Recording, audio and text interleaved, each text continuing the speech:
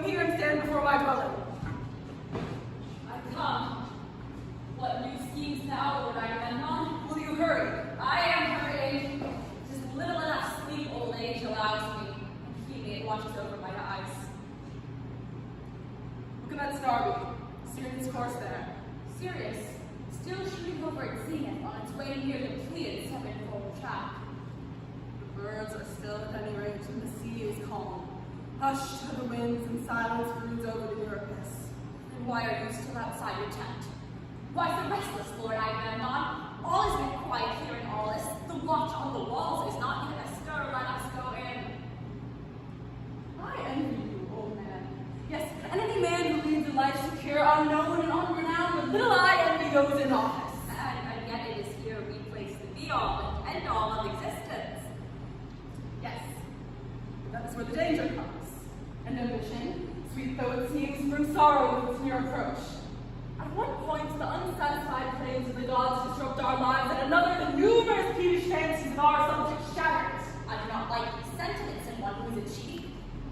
It is not to enjoy all blessings that Achilles begot you, Agamemnon, but you must experience joy and sorrow alike, mortal as you are. Even though you like it not, it is what the gods decree. But even now, after letting your taper spread its light abroad, you write the letter which is still in your hands and erase the same words again, sealing and reopening the tablet, now flinging it to the ground with floods of tears, leaving nothing undone in your aimless behavior to stamp you mad. What is it that troubles you?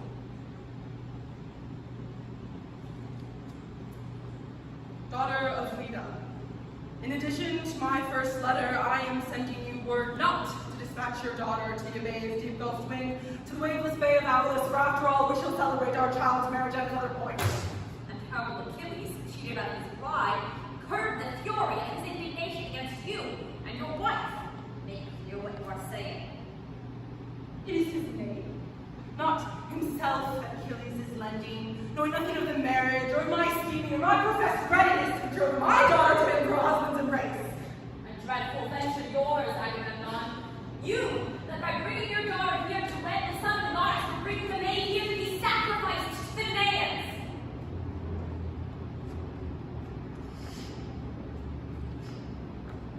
Ah, me. I'm utterly distraught, alas.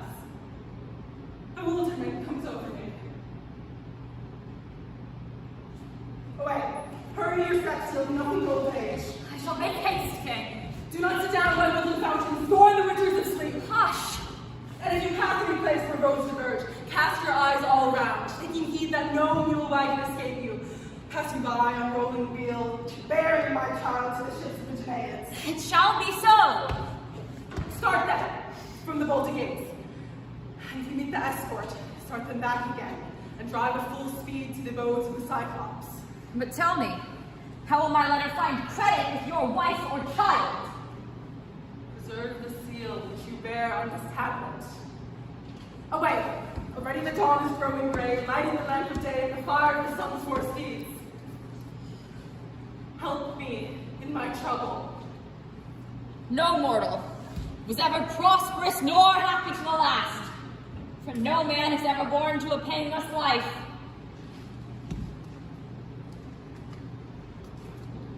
To the standing beach of sea-coast Aulis I have come after a voyage through the tides of narrow Euripus, leaving Calchas, my city which feeds the waters of far-famed Eretusa near the sea, so that I might behold the army of the Achilles and the ships rowed by these godlike heroes. For our husbands tell us that spear-famed Menelaus and high-born Agamemnon are leading them to Troy in quest of Helen, whom Paris the herdsman carried off from the banks of reedy Eurotas, a gift from Aphrodite, when that queen of Cyprus entered beauty's contest with Hera and Pallas Athena at the gushing fountain. Achilles next, that younger brother, swift on his feet as the wind, whom Thetis bore and Chiron trained, I saw upon the beach, racing in full armor along the shingle, straining every nerve to be a team of 4 horses, as he sped round the track on foot. Next I saw the countless fleet, so that I might fill my girlish eyes with gazing, a sweet delight. The warlike Myrmidons from Iphigenia held the right wing with 50 stern cruisers, while right at their ends stood myriad opposites over that keep, the ensign of Achilles' islands.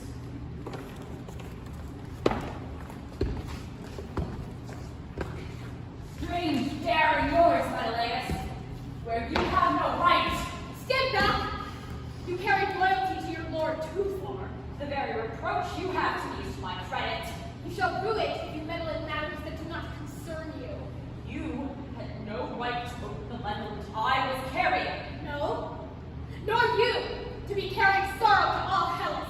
Argue that point with others, but give that letter to me. I shall not let go. Nor will I let loose my hold. Why then, this sword of mine will be dabbling your head with blood before long. To die in my king's cause would be a noble death. Let go! You are too worthy for a servant. Master, he is wronging me! He snatched that letter violently from my grasp, and he will not heed the claims of right. Or is this uproar in the gates? It's indecent brawling. I can't let it! Has the better right to be spoken? You, Menelaus, what quarrel do you have with this man? Why are you dragging him here? Look me in the face! Let that be the prelude to my story. Shall I, the son of Atreus, close my eyes from fear? Do you see this tablet, the bearer of a shameful message? I see it. Yes. Now you first of all surrender it. No! Not till I have shown its contents to all the army! What? Have you broken the seal and known word which you should never have known? Yes, I opened it, and noting your sorrow and the secret machinations of your heart. Where did you think this? Oh God, what shameful heart you have! I was awaiting your daughter's arrival at the camp in Argos. What right have you watched my doings? Is not this proof of shamelessness? I wish to do it gaining the spur, for I am no slave to you. Infamous! Am I not to be allowed the management of my own house? No! For you've been crooked thoughts. One thing now, another formerly, and something different presently. Most exquisite, refined, of evil things. A hateful thing, the tongue of cleverness. Yes, but a mind unstable is an unjust possession, disloyal to friends. Do you remember when you were all eagerness to happen with Danae and against Troy, making a pretense of decline no eager for in your heart? How humble you were then, taking each man by the hand, keeping open doors for every foul townsman who cared to enter, affording each in turn chance to speak with you, seeking by these methods to purchase popularity from all bidders. When you had secured the command, there came a change over your manners. You were no longer as cordial as before to former friends, but hard of accent, seldom to be found at all. This was the first cause I had to reprove you, for it was here I first discovered your villainy. But afterwards, when you came to Aulis with all the gathered hosts of Hellas, you were of no account. No, the wines of a favorable breeze filled you with consternation at the chance dealt out by the gods. When Calchas bade you sacrifice your daughter to Artemis, declaring that the Danaans should then sail, you were overjoyed and gladly undertook to offer the girl, and of your own accord never alleged compulsion. You are sending word to your wife to dispatch your daughter here on pretense of wedding Achilles, and after all, you turned round and having got past your letter to this effect, I will no longer be my daughter's murderer. Exactly so! This is the same air that heard you say it!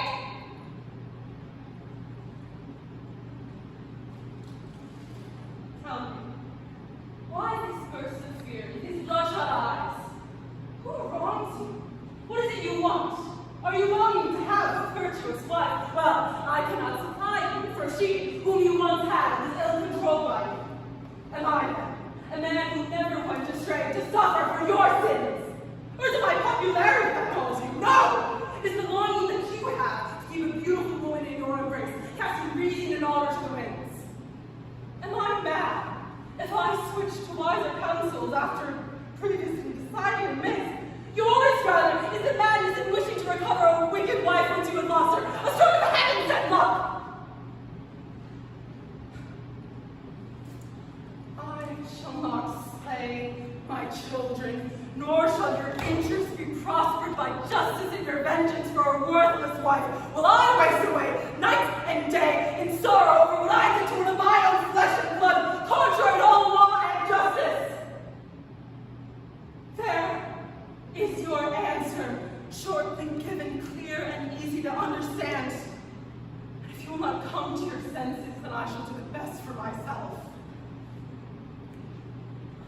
Ah, Eve, how sad my lot. I have no friends then, after all. Friends you have if you do not seek their destruction. Where will you find any proof that you are sprung from the same father as I? It is your moderation, not your madness, that share my nature. Friends should sympathize with friends in sorrow. Claim my help by kindly service, not by paying me. So you have no mind to share this trouble with Hellas? No, Hellas is diseased like you, according to some god's design. Don't boast of your scepter after betraying your own brother, while I will seek some different means and other friends. Agamemnon, Lord of Hellas, I have come and bring you your daughter, whom you call Iphigenia, in your home, and her mother, your wife, Clytemnestra, is with her. And the child Orestes, a sight to gladden you after your long absence from your home. I have come as a forerunner to prepare you for the reception, for the army knows already of your arrival, so quickly did the rumor spread. Oh, and all people are running together to the sight that they may see your child. For fortune's favorites enjoy worldwide fame and have all eyes fixed on them. You have my thanks. No, go with it. For the rest it will be well as fate proceeds. Ah. Woe is me. Unhappy wretch, what can I say? Where shall I begin? To what cruel straits that I am plunged? A God has outwitted me, for reformed whether than any cunning of mine. What am I to tell my wife? How shall I welcome her? With what face meet her? For she too has undone me by coming uninvited to this hour of sorrow, yet it was only natural she should come with her daughter to prepare the bride and perform the fondest duties where she will discover my ability. For this poor maid. Why, nay, death, it seems, will soon make her his bride. How I pity her! Thus will she plead to me, I think, Father, will you slay me? While Orestes from his station near us will cry out in childish accents, inarticulate yet fraught with meaning. To what utter ruin Paris, the son of Priam, is brought to me by his union with Helen. Your hand, brother! Let me grasp it! I give it. Yours the victory, mine the sorrow. By Pelops, a ruffian grandsire, and Atreus, her father! I swear to tell you the truth from my heart, without any covert purpose, but only what I think. The sight of you in tears has made me pity you, and in return I do shed a tear for you myself. I withdraw from my former proposal, ceasing to be a cause of fear to you. What is it, after all, I seek? If I am set on marriage, could I not find a bride's choice elsewhere? What is your daughter to do with Helen? Let the army disband and leave Aulis dry your streaming eyes, brother, and do not provoke me to tears. Whatever concern you have, oracles that affect your child, let it be none of mine. Into your hands, I resign my share. I thank you, Menelaus, for this unexpected suggestion. It is an honorable proposal, one that is worthy of you. Sometimes love, sometimes the selfishness of their families can cause a quarrel between brothers. I loathe a relationship of this kind, which is a bitterness to both. But it is useless, for circumstances compel me to carry out the murderous sacrifice of my daughter. How so? Who will compel you to slay your own? The whole Achaean army here assembled. Not if you sent her back to Argos. I might do that unnoticed, but there will be another thing I cannot. What is that? You must not fear the wrong too much. Hellas will tell the Argive army. Not if you should die before that, an easy matter. The whole tribe of Sirius is a curse with its ambition. Yes, and good for nothing.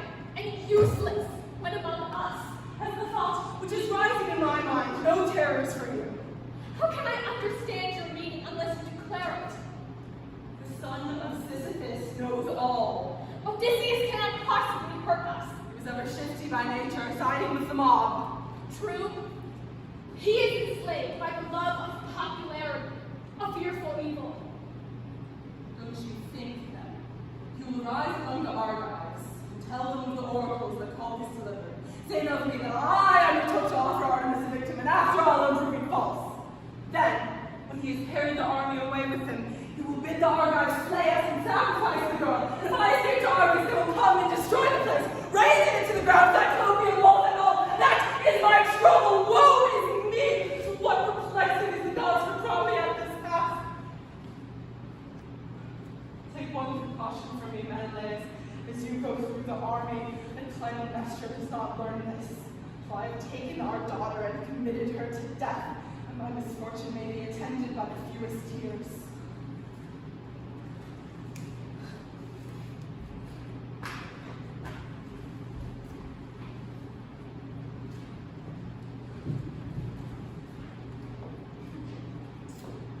Oh, great is the bliss, the great enjoy.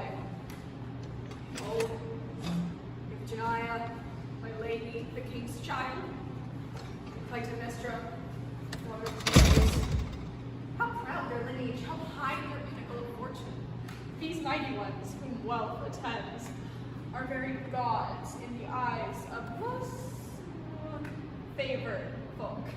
Let us stand here, maidens of Calchas, and lift the queen from her chariot to the ground without stumbling, supporting her gently in our arms with kind intent, that the renowned daughter of Agamemnon, just arrived, may feel no fear. Strangers ourselves, let us avoid anything that may disturb or frighten the strangers from Argos. I take this as a lucky omen, your kindness and auspicious greeting, and hope that it is to a happy marriage I conduct the bride. Take from the chariot the dowry I am bringing for my daughter, and convey within with careful heed. My daughter Iphigenia, exit the chariot, planting your faltering footstep delicately. Young women, lift her in your arms, and let one of you give me the support of her hand, that I may quit my seat in the chariot with fitting grace. Here, take this child Orestes, son of Agamemnon, baby as he still is. One sleeping little one, tired out by a ride in the chariot. Await to bless your sister's wedding, for you, my gallant boy, shall get by this marriage a kinsman gallant as yourself, the Nereid's godlike offspring. Come here to your mother, my daughter Iphigenia, and seat yourself beside me, and station near show my happiness to these strangers. Yes, come here and welcome the father you love so dearly. Do not be angry with me, mother, if I run from your side and throw myself on my father's breast.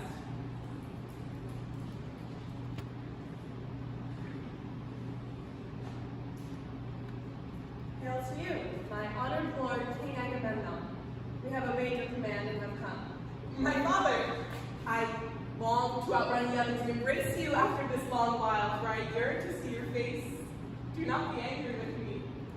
You may do so, for of all the children I have borne, you have always loved your father best. I see you, father, joyfully after a long time. And I, your father, see you. Your words do equal duty for both of us. All hail, father, you've done well in bringing me here to you. I know not how I am to say yes or no to that, my child. How wildly you are looking, despite your joy at seeing me. And then, as many cares from his king and general too, be mine, all mine today. Do not turn to gloomy thoughts. So I am. All yours today. I have no other thoughts. And smooth your knitted brow, unbend and smile. See, my child, my joy at seeing you is even as it is. And you still have tears streaming from your eyes. Yes, as long as the absence from each other that awaits us. I do not know, dear father. I do not know of what you are speaking. You're removing my pity all the more by speaking so sensibly. My words shall turn to senselessness if that would cheer you more. Alas, this silence is too much. Have my thanks. Stay with your children at home, father. My own wish, but to my sorrow I may not. Ruin seized their wars and the woes of Menelaus. First will that, which has been my lifelong ruin, bring ruin to others. How long were you absent in the bays of Aulis? Yes, and there is still a hindrance to my sending the army forward. Where do men say the Phrygians live, father? Place where I wish Paris, the son of Priam, never had dwelt. It is a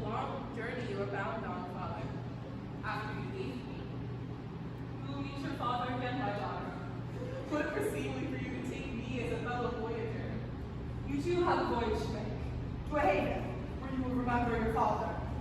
Shall I still live with my mother? Or alone? All alone. Without mother or father. What have you found a new home for me, father? Enough of this. It is not for girls to know such things. Jane, please hurry home from Troy, father, as soon as you have triumphed here.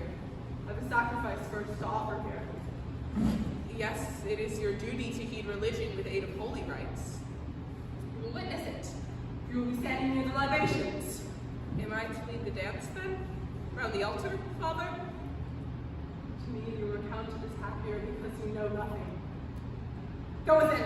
It is wrong for maidens to be seen after you have given me your hand and a kiss on the eve of your lengthy sojourn so far from your father's side. How grievous you have found Helen in the Phrygian city. I can speak no more. The tears come welling to my eyes the moment I touch you. Go into the house.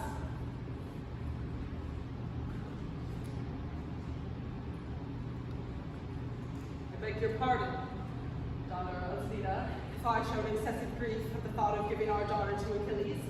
Though we are sending her to the taste of bliss, still it brings a parent's heart when he, the father, who has toiled so hard for them, commits his children to the homes of strangers. I am not so senseless. I think I will feel this way as well when I take the child from her chamber to the sound of the marriage hymn. But custom will combine with time to make us smarter or less. As for him to whom you have betrothed our daughter, I know his name is true, but want to learn his lineage and the land of his birth. There was one Aena, the daughter of Asopus. Who wedded her? Some mortal or god? Zeus. She bore Aeacus, prince of Ennone. What son of Aeacus secured his father's halls? Peleus, who wedded the daughter of Nereus. With the gods' consent, or when he had taken her in spite of gods? Zeus betrothed her, and her guardian gave consent. Where did he marry her? In the billows of the sea? In Chiron's home, at sacred Pelias' foot. What? The abode ascribed to the race of centaurs? It was there the gods celebrated the marriage feast of Peleus. Did Thetis or his father train Achilles? Chiron harmed, to prevent him from learning the ways of the wicked. Wise the teacher, so wise is the one who gave his son. Such is the future husband of your daughter. A blameless lord. What city in Hellas is his? He resides on the banks of the river Agamemnon, near the borders of Pythia. Will you convey our daughter there? He who takes her to himself will see to that. Happiness attend the pair. Which day will he marry her? As soon as the full moon comes to give its blessing. And have you already offered the goddess a sacrifice to usher in the marriage? I was about to do so. It's the very thing I was engaged in. And then will you make the marriage feast afterwards? Yes, when I first offered the sacrifice required by the gods of me. And where am I to make ready the feast for the women? Here. Besides the gallant Argive ships. Finally here, but still I must, good come of it for all that. Do you know what to do, lady? Then obey me. In what matter? For I was ever accustomed to obey you. Here, where the bridegroom is, Which of my duties will you perform in the mother's absence? give your daughter away, with the help of the Danaans. And where am I to do that? Go back to Argos, to take care of your unwedded daughters. What? And leave my child? Then who will raise her bridal torch? I will provide the proper wedding torch. That is not the custom, but you think lightly of these things. It is not good for you to be alone among the soldier crowd. It is good that a mother should give her own child away. Yes, and that those maidens at home should not be left alone. They are well guarded in their maiden bowers. Obey. No, by the goddess queen of Argos, go! Manage matters out of doors, but in the house it is my place to decide what is proper for maidens at their wedding.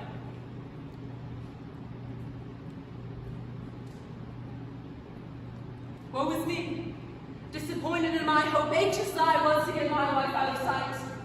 Foiled at every point, I formed my plots and subtle schemes against my best beloved. I will go, in spite of all, to inquire the goddess's good pleasure, fraught with ill luck as it is to me and with trouble to Hellas. He who is wise should keep in his house a good and useful wife, and none at all. Where is Achilles' general? Who will tell him that Achilles, son of Peleus, is at his gate seeking him? My own just plea I must declare, whoever else has any wish will speak it for himself. I have left Pharsalia and Peleus, but still I linger here by reason of these light breezes at the Euripus, restraining my myrmidons when I was pressing against me, saying, why do we tarry, Achilles? How much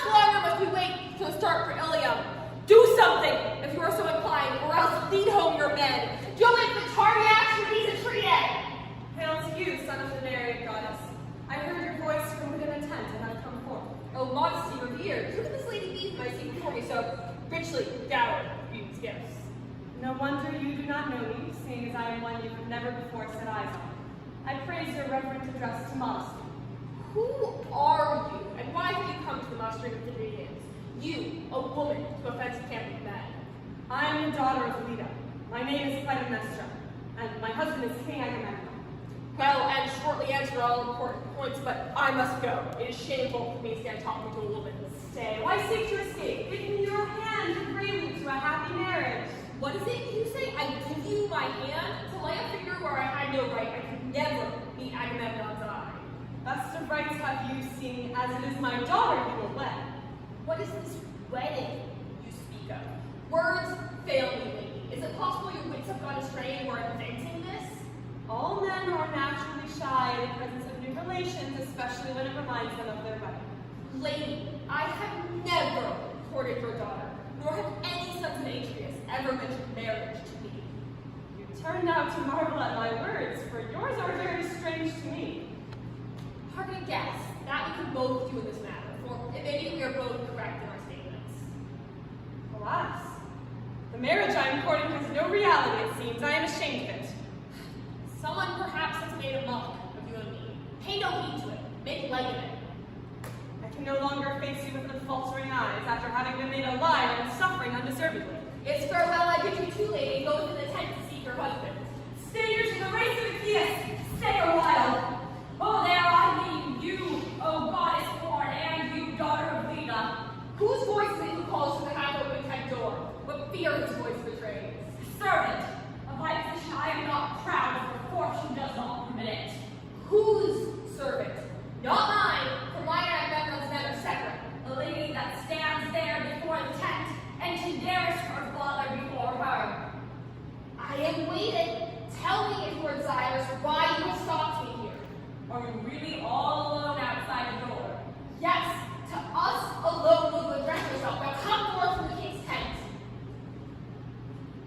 Oh, fortunate my own foresight. Reserve to my desire. This speech will save you in the future as a certain pompous air. Do not delay for the sake of touching my right hand, if there is anything you would say to me. Well, you know my character, and my devotion to you and your children. I know you have grown old in the service of my house.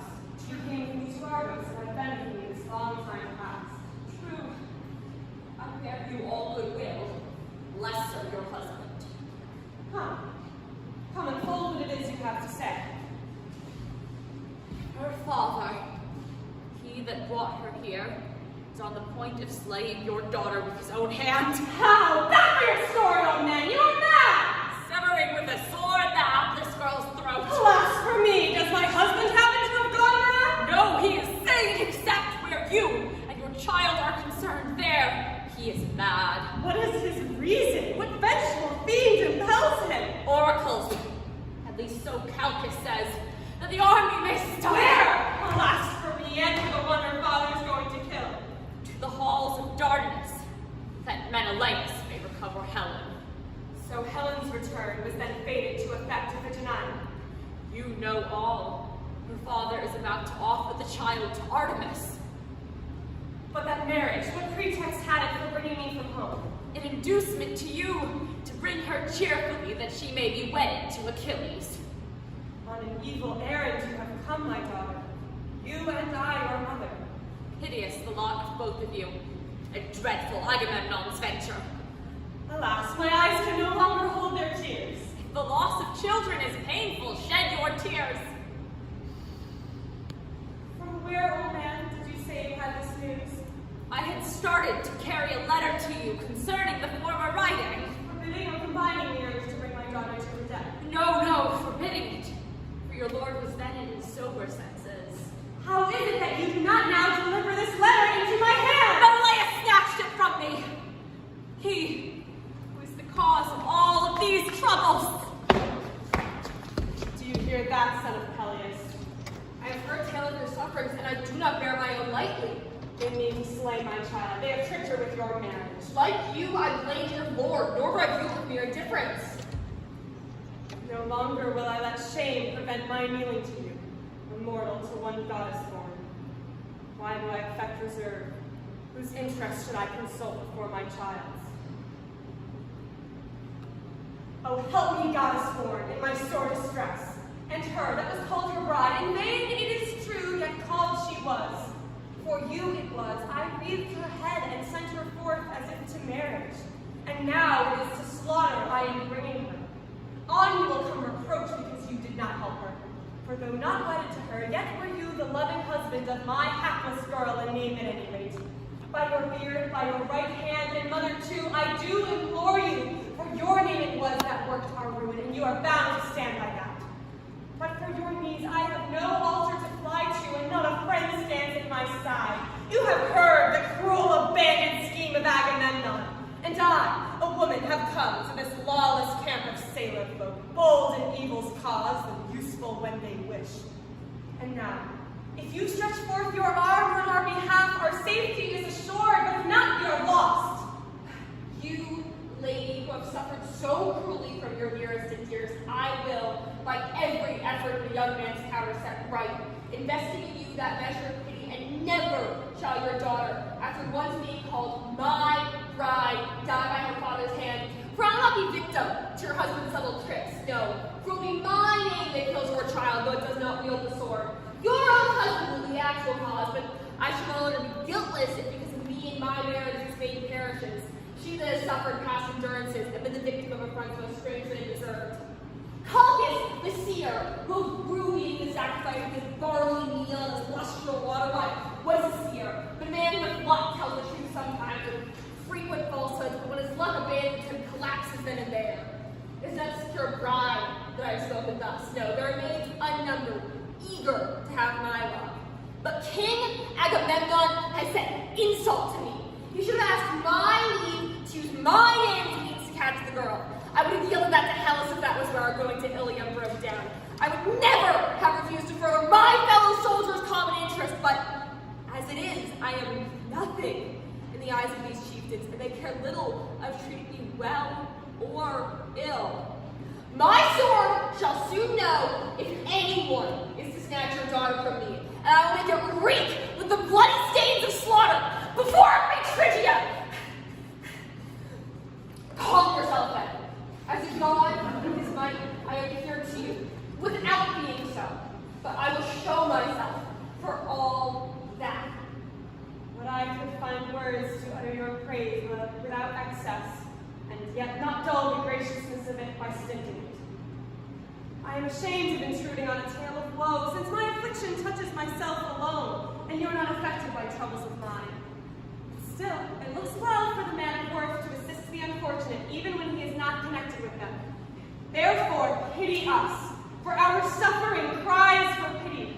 In the first place, I have harbored an idle hope in thinking to have you marry my daughter, and next, perhaps, her slaughter will prove to you an evil omen in your wooing hereafter, against which you must guard yourself. Your words were good, both first and last, for if you will it so, my daughter will be saved. Will you have her clasp her knees as a suppliant? It is no maid's part, yet come she shall, with modest look of freeborn maid. But if I shall obtain the same end from you without her coming, let her abide within, for there is dignity in her reserve. But still, reserve must only go so far as the case allows. Do not bring your daughter out to me this evening, nor let us incur the reproach of the ignorant. For an army without domestic duties to employ it loves the evil gossip of malicious tongues. Indeed, if you both supplicate to me, you will obtain a like result as if I had never been supplicated. For I am myself engaged in a mighty struggle to rid you of your troubles. One thing be sure you have heard. I will not tell a lie. If I do this or I belong to you, let me die, but live to preserve the girl. Bless you for helping the distress. Hearken to me that the matter may succeed.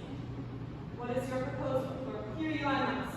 We must once more urge her father to a better frame of mind. He is a coward and fears the army too much. Still, argument overthrows argument. Cold hope indeed. Tell me what I must do. Supplicate to him first not to slay his child. If he is stubborn, come to me, but his consent ensures your safety.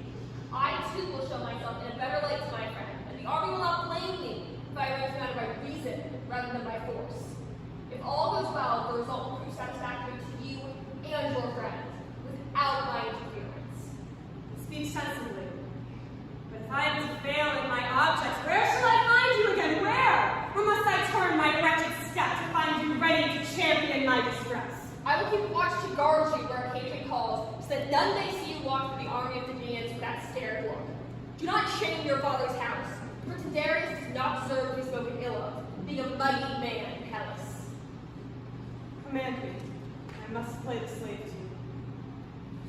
If there are gods, you for your righteous dealings will find them favorable.